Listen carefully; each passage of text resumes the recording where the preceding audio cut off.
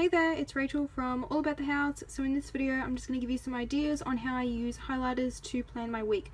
So highlighters are a cheap way to add a bit of colour to your planner, so you can always use coloured pens, but they tend to be quite expensive, whereas with highlighters you can usually get a pack of 5 for like $2 from the cheap shop or from Target section. You can of course spend more than that if you want to, but they are a much cheaper alternative to colour coding than using pens. So some of the ways that I like to use highlighters to plan are for underlining. So you can just do a straight line, or you could make it a bit more interesting and do some dash lines. You could also do some dotted lines, some zigzags, some like wavy lines like scallops as well. Another one that I like to do is use the beetle tip. So these are the dual color highlighters, so they look like this. They were from Officeworks. You can get them in the 2 colors, and then you can also get them in the fat and the thin style as well. So you can get like the 3 ways on one, where the tip of it, I got one out over here, where the tip of it is like fat and thin. Camera's not focusing, but I think you can kind of see that. And then the beetle tip where it has the 2 colors in one, and both will come out at the same time.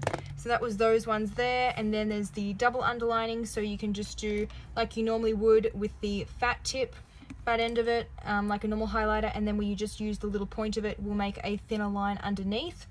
If you're doing days of the week, some of the things that I like to do, or any title, is put just a dash of highlighter on either side, and then to also do an arrow, or you could do like a zigzag line, or just something at the end, either end of the word, just to make it stand out a bit more. The other one that I do is boxes around the words. So this one does take up a bit of room, but if you have space to fill in your planner, that's a good way to do it, and to add a pop of color. The other thing that you can do is the brackets. So this one I tend to do for things that I want to flag, like important things, because this stands out to me more than just a little bit of color on the end. They're also good obviously for color coding. So these are the colors that I use for when I'm planning. So products, whether it be free downloads on my blog or actual paid products in my Etsy shop, which is All About the House, I'll include the link below, has orange, and then planning, so blog posts about planning are orange, graphic design is blue, business is green, and then personal stuff is in purple. So the reason I chose these colors is because they are readily available in pretty much any stationery supply, whether it be highlighters or pens or sticky notes or stickers, because those colors are quite popular. So I tend to stay away from colors like teal because they're hard to find. So this one is quite a rare color to get in a highlighter. I've only seen it in this one, which is the Stabilo Swing Cool. This one comes in quite a lot of colors. And then also the Faber-Castell, which I stumbled upon at the Reject shop. I live in Australia, so if you haven't heard of it, I'm pretty sure it's only an Australian shop. So colors like red, yes, you can get them in pens and pretty much everything else, but sticky notes, they're usually a bit hard to find. And the harder the color is to find, the more expensive it will be when you do find it. So that's why I tend to stick to these main colors when I'm color coding. The other thing that you can do is put a line up the top and the bottom of your text to make it stand out more. I did a fat line here, but you could also do the thin line method on the top and the bottom. And if you use these ones, these beetle tip pens, they will do it for you, because they'll do 2 lines in one go as well using that tip.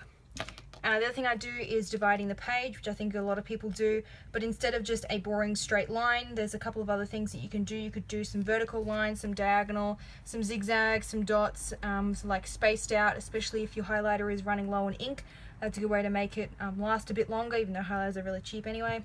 And then you could also add a pop of color for a neutral planner spread. So if you tend to only plan in black ink, you can add some highlighter and that will make it a bit more interesting. So you could do a line with some arrows, those wavy lines I was talking about earlier, and then like a fat and a thin line, etc.